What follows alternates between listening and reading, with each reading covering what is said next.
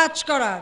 আমি জানি সন্দ্বীপে মানুষ অনেক কষ্টে আছে, যোগাযোগ ব্যবস্থার উন্নয়ন নাই।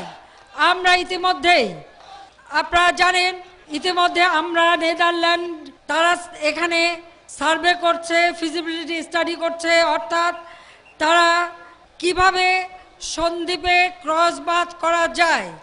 ক্রস বাঁধ করলে পরে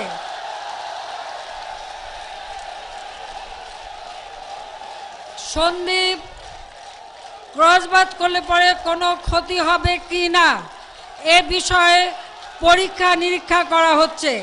আমরা আন্তর্জাতিক সংস্থা অর্থাৎ নেদারল্যান্ডকে কাজে লাগিয়ে এ ব্যাপারে ইতিমধ্যে কাজ শুরু করেছি এবং ইনশাআল্লাহ তাদের রিপোর্ট পেলে পরে এখানে ক্রস বাঁধ করা যদি সম্ভব হয়, সন্দ্বীপের যদি ক্ষতি না হয়, ইনশাআল্লাহ আমরা সন্দ্বীপ বুড়িরচর ক্রস ড্যাম নির্মাণ করে দেব।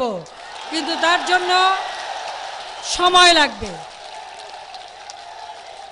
এর জন্য সময় লাগবে, কারণ এই ক্রস ড্যামে সন্দ্বীপের ক্ষতি হয় কিনা, আবার সন্দ্বীপ ভেঙে যায় কিনা, সেটাও আমাদের পরীক্ষা করে দেখতে হবে।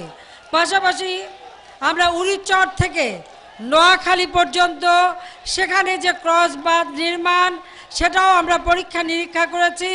উড়িচর থেকে নোয়াখালী পর্যন্ত ক্রস ড্যাম অনতি বিলম্বে আমরা শুরু করতে পারবো বলে আমরা বিশ্বাস করি।